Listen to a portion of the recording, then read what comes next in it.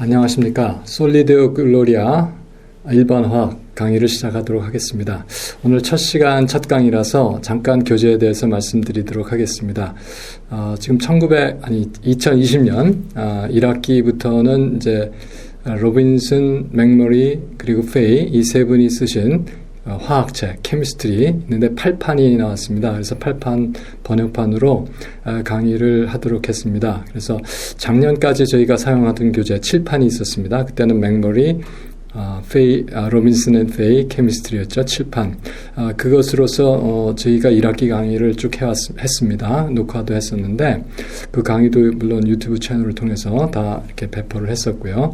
근데 그것과 그렇게 많이 다르진 않습니다. 그렇지만 약간 그 수정된 부분들을 같이 해서 새로 녹화할 부분 새로 녹화하고 그리고 또 작년에 했던 것에서 약간 이제 편집을 해서 1학기 강좌를 1장서부터 10장까지 마련해서 이제 속히 올리도록 하겠습니다. 그리고 2학기가 되겠습니다. 11장부터 그 이후 그것도 시간이 되는 대로 준비가 되는 대로 이렇게 마련해서 올리도록 그렇게 하겠습니다.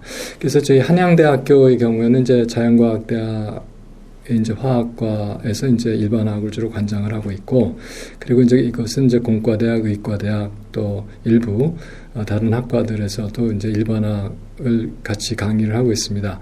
두 가지 타입이 있는데, 첫째는 그냥 보통 일반화학 및 실험이라고 하는 그 정규과정, 그리고 또 핵심 일반화학 및 실험이라고 하는 이제 한 학기 과정이 있습니다. 그래서 두 학기 강좌든 한 학기 강좌든 일단 그 장의 제목이 같으면 예를 들어서 산화와 환원이다, 반응 속도다 이렇게 같은 장이면 그 공용으로 이 강좌를 들으셔도 되겠습니다. 자, 그래서 제 1장 시작해 보도록 하겠습니다. 보통 1장은 이제 저희가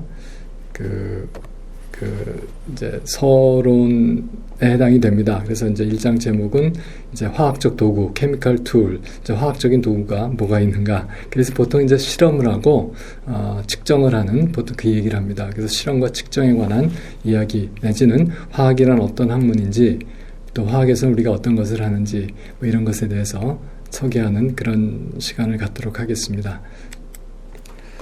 그래서 장엄성운입니다. 그래서 하나님께서 공간을 창조하시고 물질로 채우셔 우리로 하여금 물질을 탐구하게 하셨다. 이 두 가지 개념이 나옵니다. 공간과 물질. 이것은 우리에게 우리가 유추해서 추론해서 논리적으로 생각하는 것이 아니라 그냥 주어진, 그러니까 우리가 스스로 만들어낸 것이 아니라 주어진, 그래서 제가 이것은 절대적 개념이다 이렇게 이야기를 합니다. 그래서 공간 그리고 그 안에 있는 물질, 우리는 그 안에 세상을 이루죠. 세상을 살아가면서 세상에 대한 탐구를 하는 것이다. 뭐 이런 정도로 한번 장엄하게 시작해 보도록 그렇게 하겠습니다. 자, 그래서 보면 여기 케미스트리 맨이 있습니다. 슈퍼맨 아니고요. 케미스트리 맨입니다. 전에 화학 세계에서 한 거의 30년쯤 전의 일인데 그보다 더 됐나요? 어떤 분이, 어떤 교수님께서 이것을 아주 재주가 많으신 분이에요. 이렇게 카툰을 그려서 올려주신 게 있는데, 제가 아마 이메일이었는지 전화였는지 모르겠는데 그분께 허락을 구해서 제가 사용하도록 하고 있습니다. 그래서 보면 이 케미스트리맨이 뭘 합니까? 이 저글링을 하죠. 뭐 매터하고 에너지를 가지고 결국은 우주를 다루는 겁니다. 왜? 하면 우주에 이 에너지와 매터가 공간에 채워져 있기 때문에. 그래서 화학은 우주에 있는, 우주를 이루고 있는, 세상을 이루고 있는 물질과 그리고 에너지 를 다루는 것이다. 이렇게 여러분이 이해하시면 되겠고, 특히 이제 그래서 이제 한마디로 한 구절로 딱 이야기를 하자면 화학이 무엇인가? 스터디 오브 매터, 물질을 탐구하는 것이다. 이렇게 이야기할 수 있겠습니다. 그래서 간단하게 좀 정리를 해드리면, 화학은 어떤 학문이냐? 화학은 물질의 성질과 그리고 상호작용, 그리고 반응을 다루는 그런 학문이 되겠습니다. 그렇게 이해하시면 되겠습니다.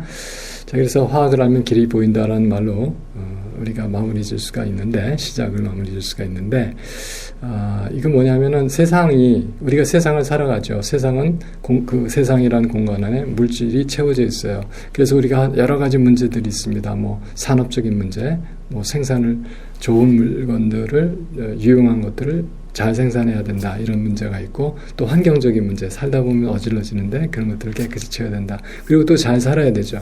우리의 건강과 그리고 또 질병을 치료하고 치유하고 하는 문제들 이런 것들에 다 물질들이 관계가 되어 있습니다. 그래서 어떤 화합물들을 어떤 구조로서 어떻게 사용할 것인가 하는 문제들을 잘 다루려면 화학을 알아야 되고 화학을 알면 그것들을 해결해 나가는 길이 보인다 하는 말씀으로 우리가 이제 서론을 간단하게 하고 원래 강의실에서는 좀 더 장황하게 여러 가지 이야기를 합니다만 이 강좌에서는 이렇게 간단하게 서론을 하고 시작을 하도록 하겠습니다. 시작을 하는데 간단하게 그래도 화학을 하는 사람으로서 확실하게 우리가 각인하고 새겨놓고 있어야 될 그런 것들이 있습니다. 그래서 제가 요거를 그냥 라임을 좀 맞춰봤어요. 운율을 좀 맞춰봤습니다. Chemistry is tiny and many. 그래서 운율을 맞춰놨는데 보통 일단 화학은 작고 많은 것이다. 이렇게 이해하시면 되겠습니다. 작다는 뜻은 이것이 원자라고 하는 단위로서 이루어진 물질을 탐구하는 거죠. 그래서 원자 크기가 얼마나 될까 생각을 해봤어요. 보통 원자 크기가 옹스트롬 단위를 1옹스트롬을 수소 원자의 직경 정도를 봅니다. 제일 작은 원자거든요. 그래서 1옹스트롬이 얼마나 작은 거냐면 우리가 1cm면 그저 손톱보다도 좀 작죠. 요만한 건데 제가 강의실에서는 옛날에는 우리가 분필, 백목을 썼으니까 딱 부러뜨려서 딱 1cm 만들 수가 있거든요. 네, 1cm 이 정도 될까요? 네, 이 정도 됩니다. 손톱보다 좀 작아요. 예, 새끼손톱보다 정도 될 것 같습니다. 예, 이것을 만등분을 해요. 만등분을 해요. 그 하나를 꺼내요. 그래서 또 만등분을 합니다. 그러면 1cm에 만등분, 만분의 1cm에 또 만분의 1cm. 그럼 10의 8승분의 1cm죠. 그게 10의 마이너스 8승 cm입니다. 이걸 우리가 1옹스트롬이라고 1옹스트롬이라고 말합니다. 그래서 10의 8승 cm, 10의 8승 cm인데 이게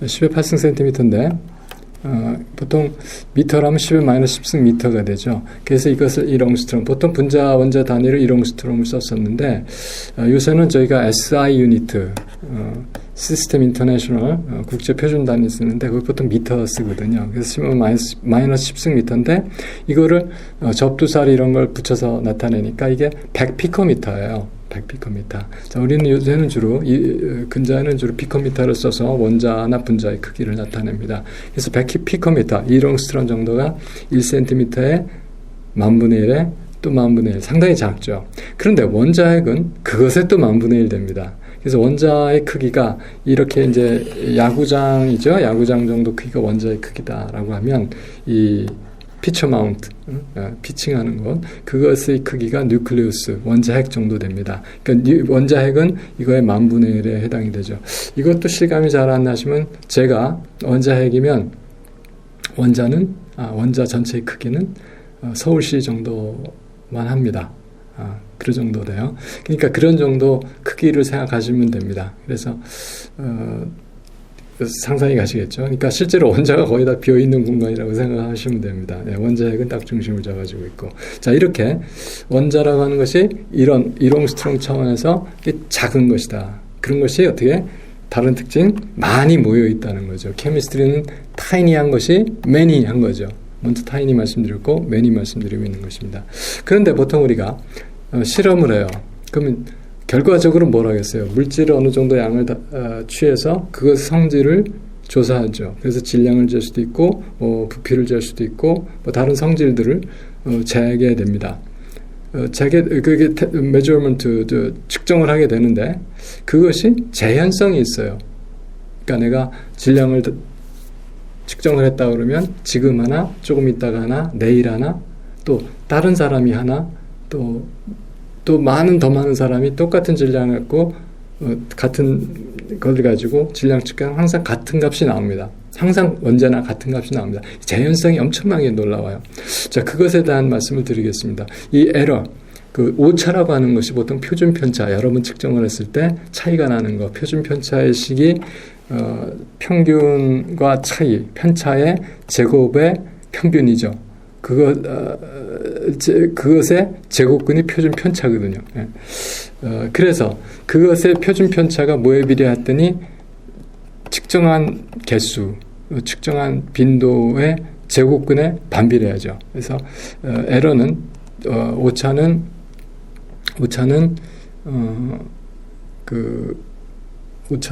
이 빈도의 제곱근에 반비례한다. 이렇게 이야기할 수가 있겠습니다. 그래서 100개를 측정했다면 또는 100번을 측정했다면 그 오차는 0.1이죠. 10%입니다. 10,000번을 측정했으면 오차는 1%가 돼요. 100만 번을 측정했다면 0.1%가 되죠. 굉장히 100만 번 측정하면 굉장히 정확한 것 같아요. 그런데 우리가 물질에 관해서 이야기할 적에는 몰수를 씁니다. 몰이라고 한 단위는 뭐냐면 6 곱하기 10의 23승계의 어떤 것. 그러니까 분자면 분자. 우리가 물이라고 하는 것이 있어요. 뭐 있죠. H2O.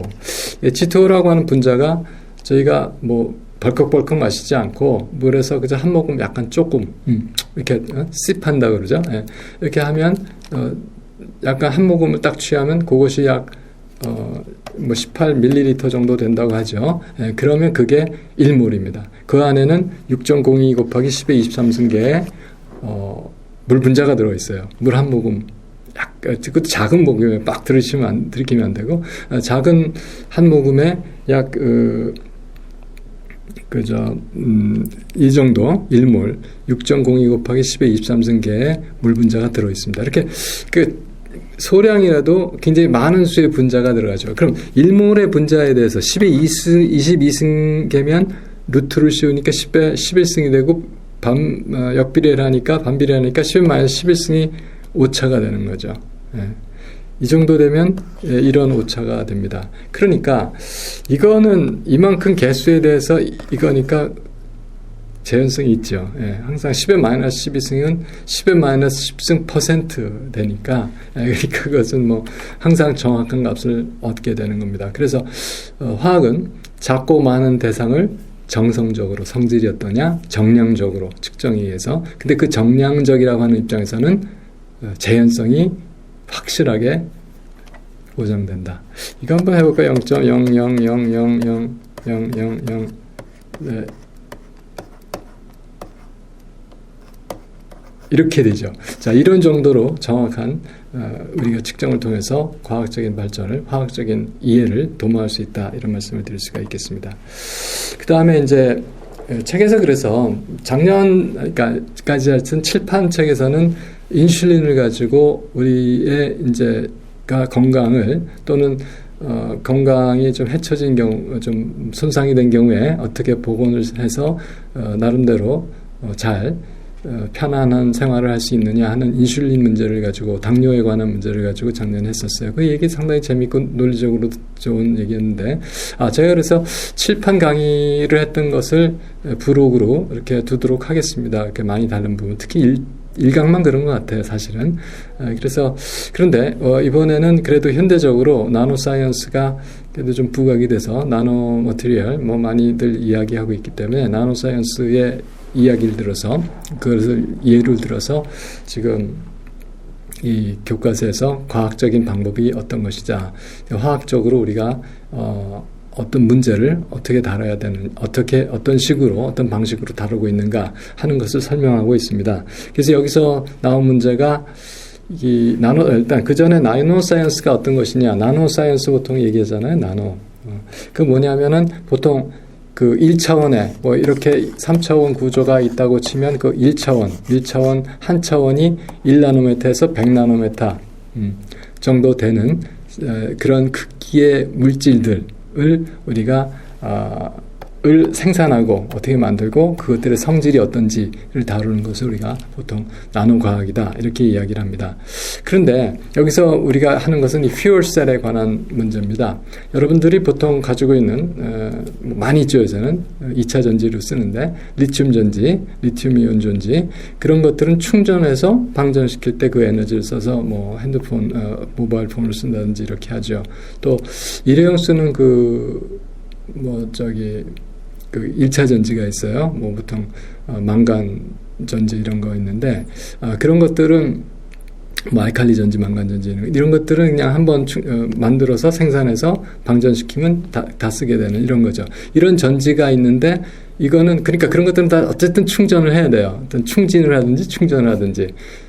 그런데 이 퓨얼셀은 연료를 공급하면서 계속적으로 전기를 만들어냅니다. 그래서 이거 상당히 좋죠. 왜냐하면 연료를 갖고 다녀야 되긴 하지만 그것은 뭐 계속 연료를 채워주기만 하면 계속 쓸 수가 있는 거니까. 그래서 그 퓨얼셀을 특히 저희 한양대학교에서 화공과 공업화학과 여기서 이 퓨얼셀에 한 30년 전의 일이긴 합니다만 굉장히 강한 학교가 우리 학교였어요. 뭐 지금도 나노머티리얼도 그래서 세계적으로 상당히 그 프론티어에서 열심히 잘하고 있는 대학교가 바로 한양대학교입니다. 한양대학교에 오신 여러분 상당히 저희 1학년 첫 시간이죠. 예, 환영하고 축복합니다. 그리고 또 아울러 같이 이렇게 솔리데오 글로리아 1번학 섬기시는 여러분들 역시 환영하고 축복합니다. 인사가 늦었어요. 자, 그래서 퓨얼셀 얘기를 조금 하겠습니다. 그래서 요새는 사실은 조금 이게 안 맞는다는 생각도 할 수가 있어요. 왜 그러냐면 요새는 플러그인, 그러니까 꽂아서 전기 아울렛에 꽂아서 충전해서 자동차 다니잖아요. 제가 처음에 EV, 엘렉트로닉 비클 했을 때 시승도 해보고 했었는데 그때는 한 번 충전해서 1시간 달리면 많이 달리는 거였어요. 그래서 그때까지 처음 초기 모델은 아마 대전까지 가는 게 목표였던 것 같아요. 서울에 출발해서. 근데 요새 나오는 거는 뭐 제 생각에 부산 문제 없이 왔다 갔다 할 수 있을 정도 되는 것 같습니다. 어쨌든 그만큼 기술이 발달을 했어요. 그러나 결국은 리튬 폴리머 전지, 리튬 전지를 사용하고 있고 다 플러그인해서 하는 거죠. 에너지 덴시티가 항상 그때 당시에도 문제였는데 잘 해결을 해서 그래서 결국은 요새는 EV, 일렉트로닉 비클, 플러그인 특히 이제 꼽아서 충전해서 쓰는 이제 그런 것이 이제 대세로 가고 있는 것 같습니다. 그리고 또 태양 발전 통해서 이제 전력 공급하고 하는 것도 하고 있는데 약간 시대가 뒤떨어졌다고 생각할 수도 있지만 그래도 아직도 이건 필요한 겁니다. 그 이유는 이제 제가 조금 이따 설명을 드리도록 그렇게 하겠습니다. 그래서 여기서 지금 제안하는 전지는 연료를 뭘 쓰냐면 수소를 써요. 그래서 수소가 들어가고 수소가 이 반응에 의해서 이 수소가 이쪽 반응에 의해서 일단 산화가 돼요. 그러면서 전자를 내놓죠. 전자가 외부를 통해서 흐르고 그래서 여기에서 이 부하를 이제 뭐 엔진처럼 바퀴를 구동한다든지 또는 뭐 여러 가지 일을 할 수 있다 이렇게 생각합니다. 그럼 이 음극에서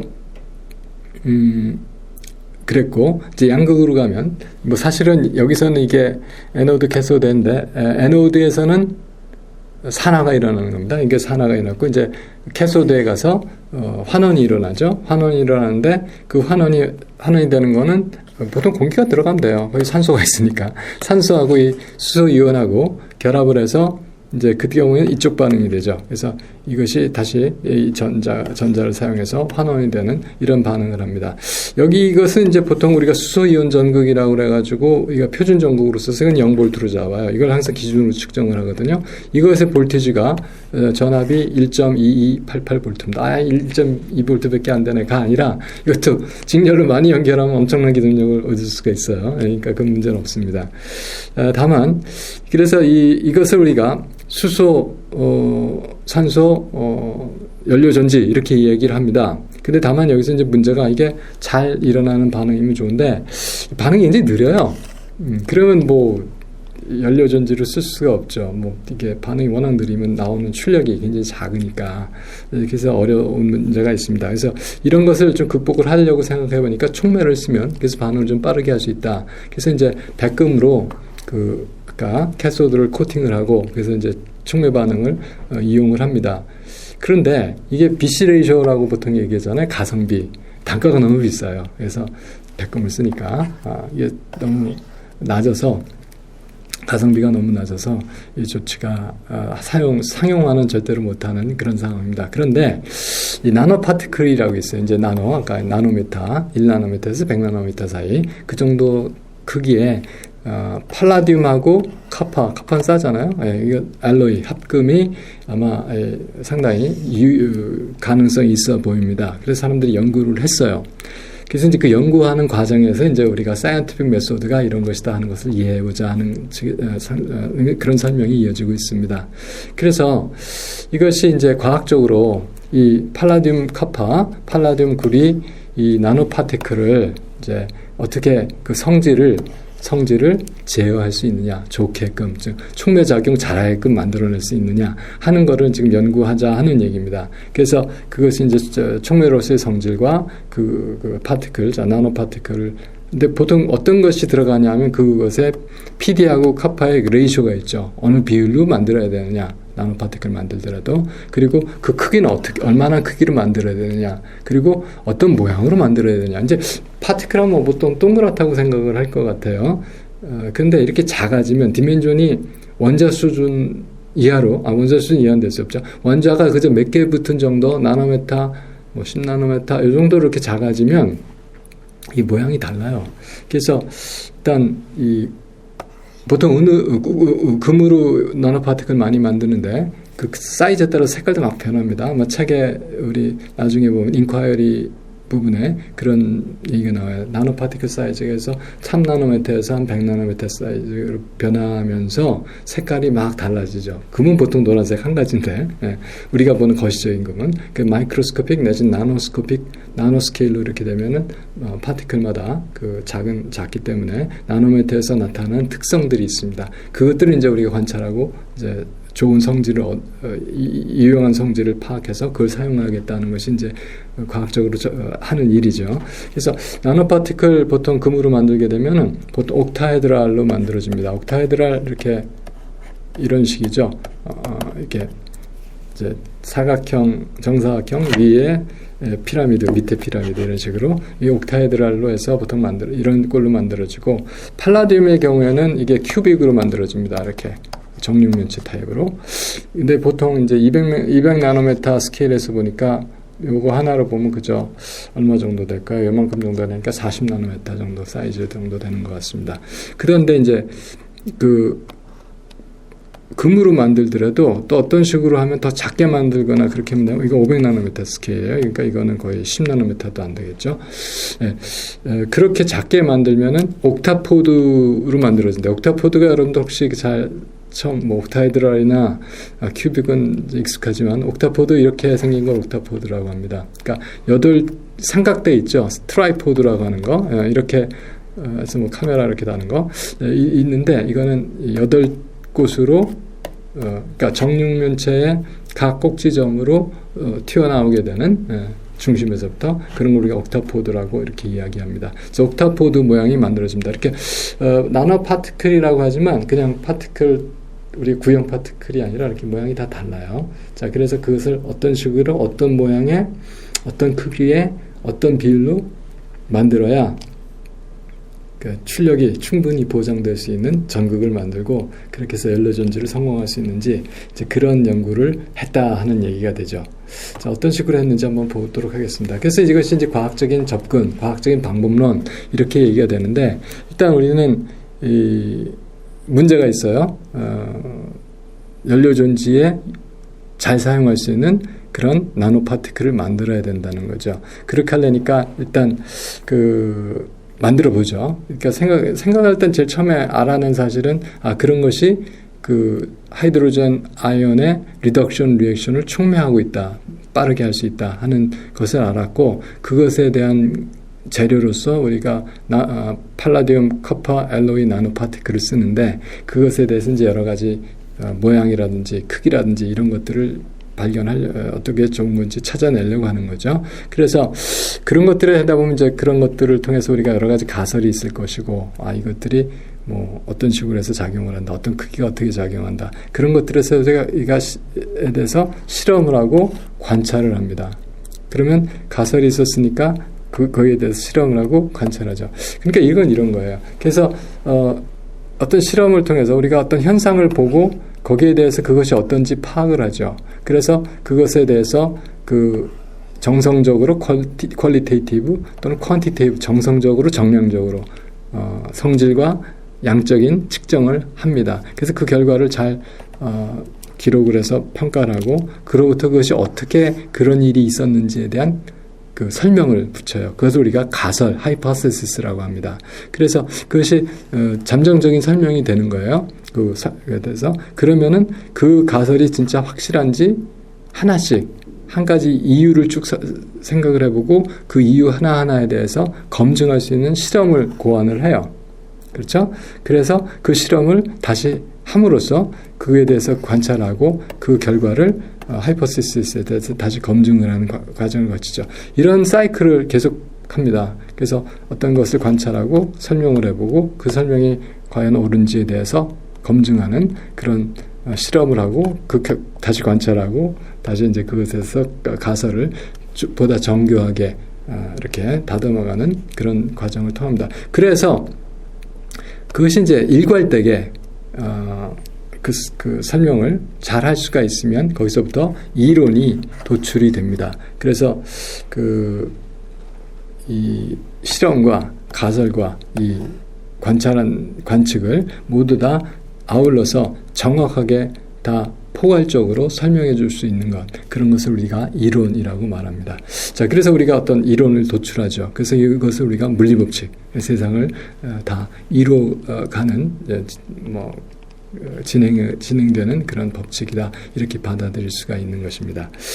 그런데 문제는 뭐냐면 어떤 이론이든지 절대적으로 증명을 할 수는 없다 하는 겁니다. 왜냐하면 우리가 실험 장비의 한계도 있을 수 있고, 또 우리가 미처 생각하지 못했던 것도 있을 수 있고, 또 보지 못했던 것도 있을 수 있고, 이런 것들은 새로운 실험적 사실이 나와서 이 이론은 또 점진적으로 계속해서 수정을 받아야 되는 이제 그런 경우가 되겠습니다. 그래서 궁극적으로 절대적으로 이론을 증명할 수가 없는 것이다. 이게 좀 어떻게 보면 과학자로서 좀 겸손한 입장이 되지 않을까, 이제 그런 생각도 듭니다.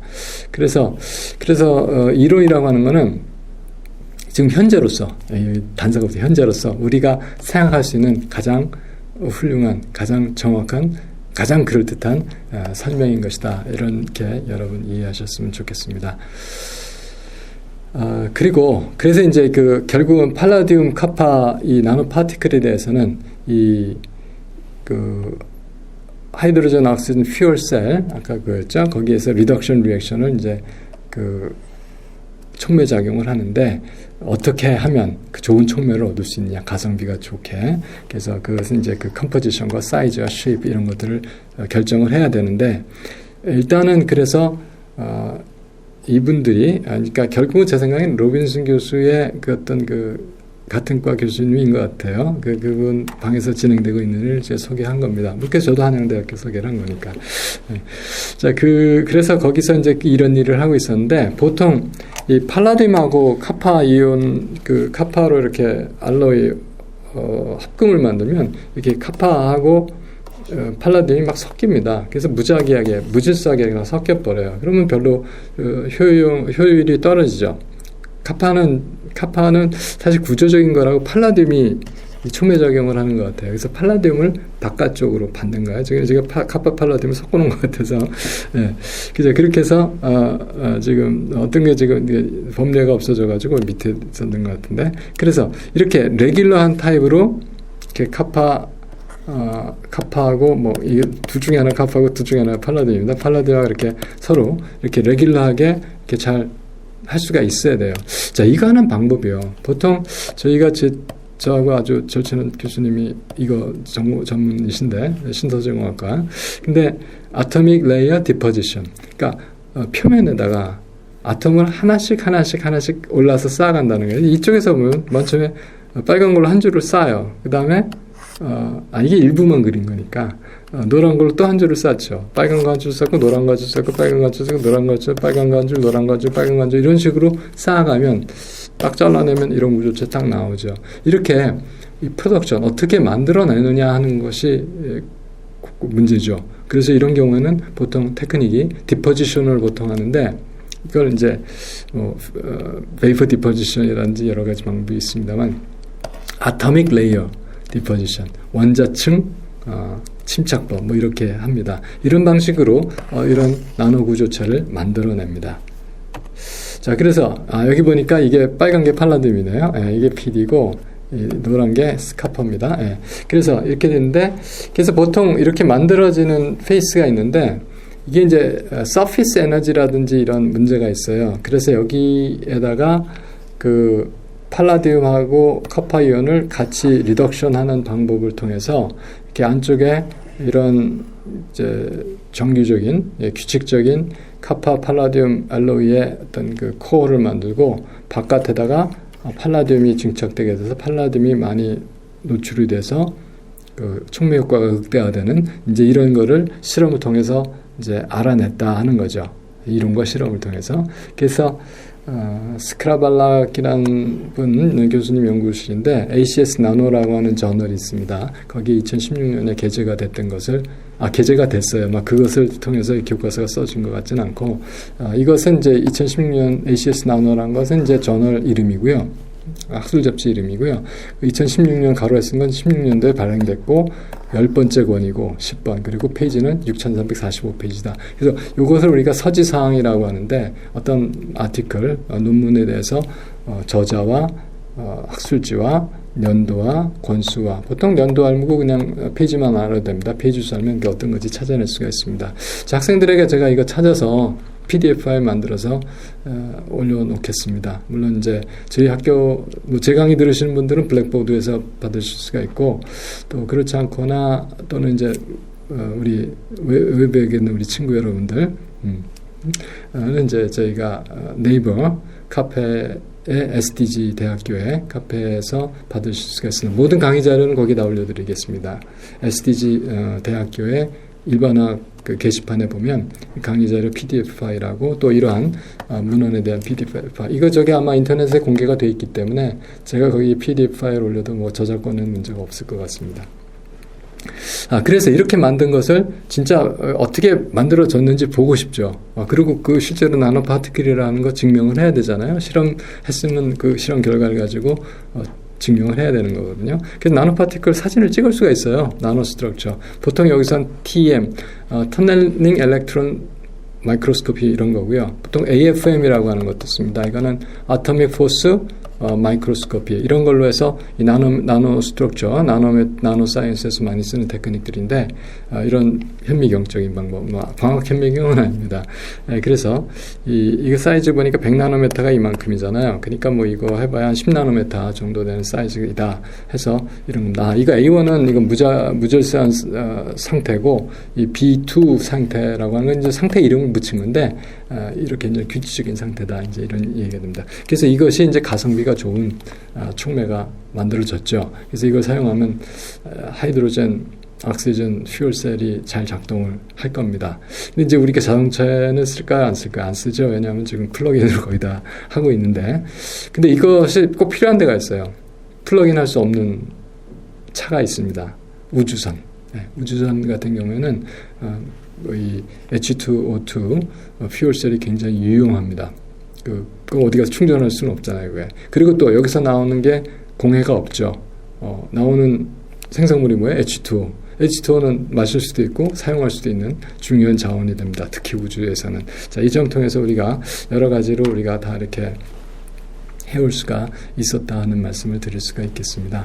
그래서 이렇게 해서 저희가 일단 1강을 마치도록 이렇게 하겠습니다. 앞으로 함께 하면서 좋은 과학적인 발견들 그리고 화학자로서 그냥 화학을 공부하시는 분들이라도 학문을 하면서 발견하는 여러 가지 기쁨 가운데 함께 나누는 시간 되었으면 감사하겠습니다.